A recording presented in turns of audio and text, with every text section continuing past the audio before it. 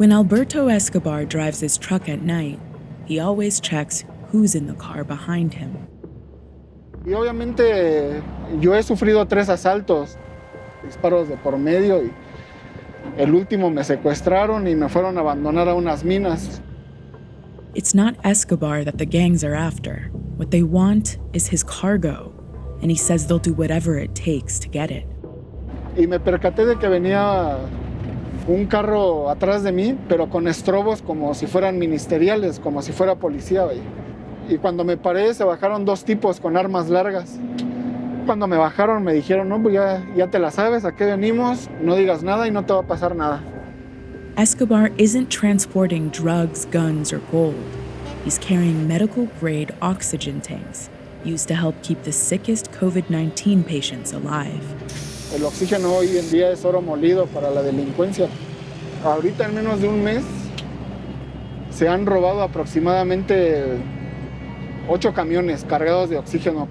A nationwide shortage and skyrocketing demand means that these tanks are selling for triple the price on the black market. That makes delivery drivers like Escobar a prime target for criminal gangs. Sí existe siempre ese miedo de que te vuelvan a abordar y que te maten y te dejen por ahí tirados, porque muchos casos han pasado, muchos.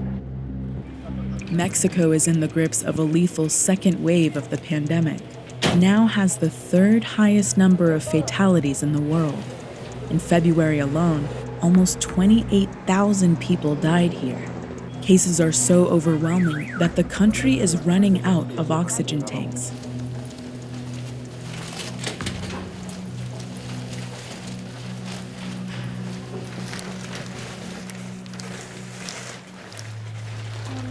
Hola, ma. ¿Cómo estás? Qué bueno, ma. Ya llegamos.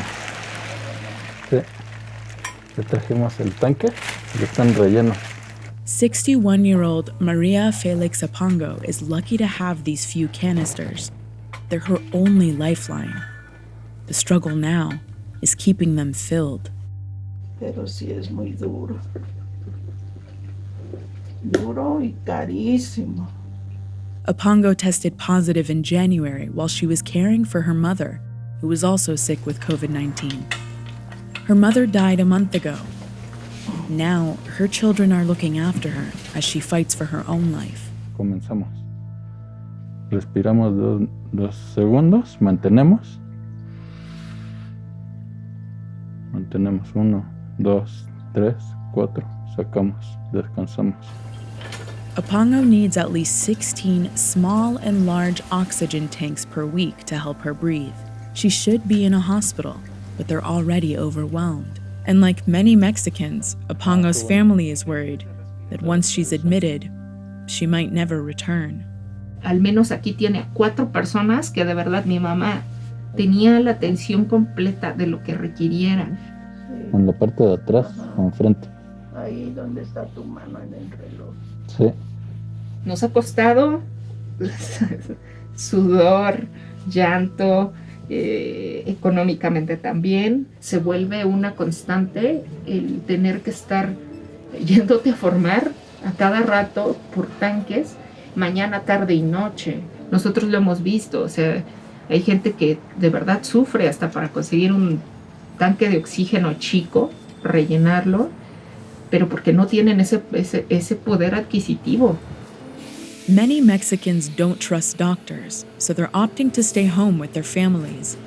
In the first 3 weeks of January, the demand for at-home oxygen jumped 700%. Desperate relatives like Carlos Pineda often have to wait in line for up to 8 hours to refill their tanks.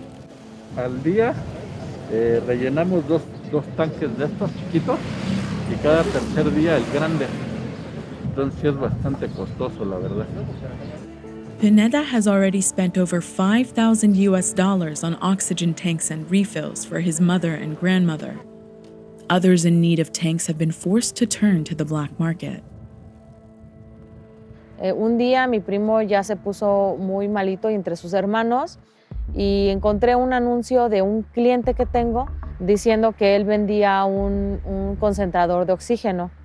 Maribel Mendoza Alvarez says she paid $600 more than it normally costs for the device, which is supposed to convert air into medical-grade oxygen.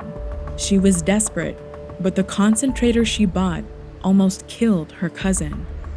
No sirvió, a fin de cuentas, el concentrador en vez de levantar a mi primo, lo dejó que cayera más, al grado que tuvimos que estar de madrugada buscando otra vez oxígeno. Yo no me imaginaba buscar oxígeno. No quiero volver a pasar por una situación así.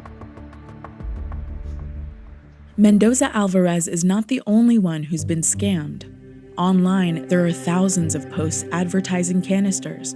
Many of them are fake or stolen. Hay gente que ha depositado dinero y no le ha llegado nada. Hay gente que se queda de ver en algún lugar con las personas y los asaltan y les pegan. O sea, hay muchas historias desgarradoras así de este tipo. One by one, Mendoza Alvarez has watched 9 members of her family die from or get sick with COVID. She says she has to find oxygen tanks, even at the risk of getting scammed. Mis padres se enfermaron y mi hermana se enfermó. Los cuidé porque los amo. Y lo volvería a hacer.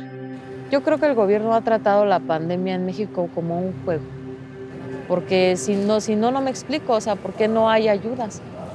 The government has asked their cybersecurity unit to investigate cases of online oxygen fraud.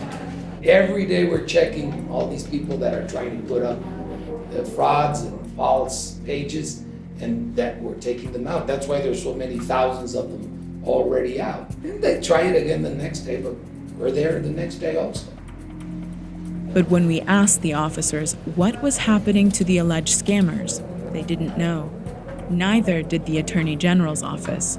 They could only tell us that they have around 40 open investigations.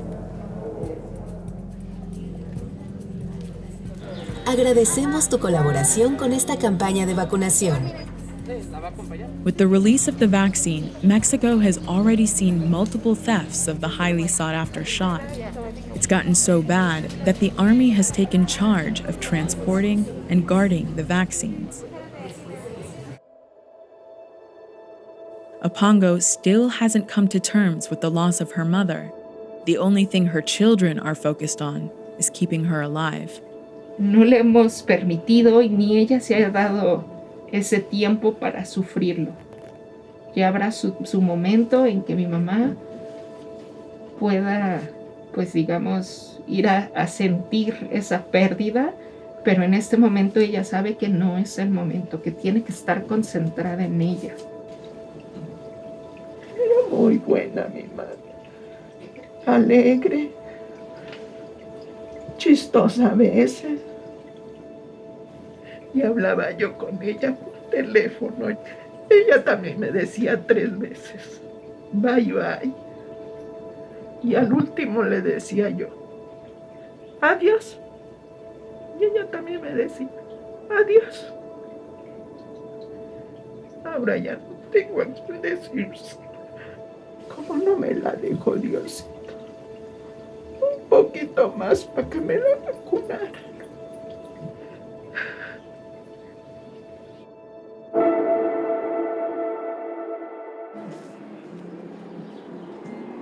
When you don't know what oxygen is, when you're like a normal person, it is something new to you. So there's like industrial oxygen, medical oxygen, there are tanks, there are concentrators, there are many types of liters like per minute. How many does your patient need? Would a small tank fit, maybe a big tank?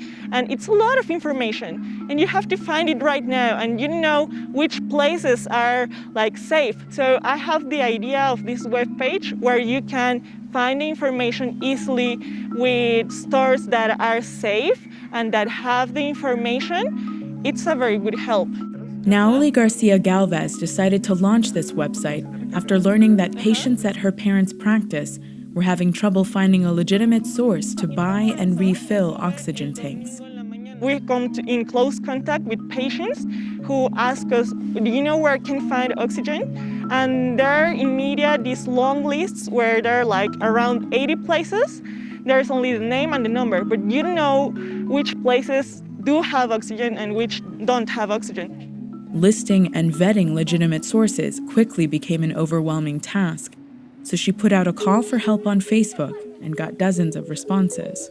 I asked for people to help me do the webpage and also to volunteer with me to do calls to the places to know every day how is the availability of oxygen. The mean age of the team is around 21 and 25 years old. I mean, we are mainly young people. It's all a non-profit organization which works through volunteering. We do not get money from no source. We all work by ourselves and by our will to help other people. At a time when even doctors and hospitals can't find reliable sources for oxygen tanks and refills, Oxygeno CDMX has quickly become the trusted resource for sick patients and their relatives. A friend was looking for oxygen for her relatives. I mean, even though she was in med school, she didn't know where to find the oxygen. And she was like really stressed about that. And another friend from the faculty told her, oh, you can find it over here. She said, like, thank you so much. I mean, it was a very good help for me. I could find the oxygen for my family member easily, and it took a lot of stress from me. Thank you so much. I think that was a good story for me. I mean, I know we help people, but having the story in close contact to me, that was very nice and sweet.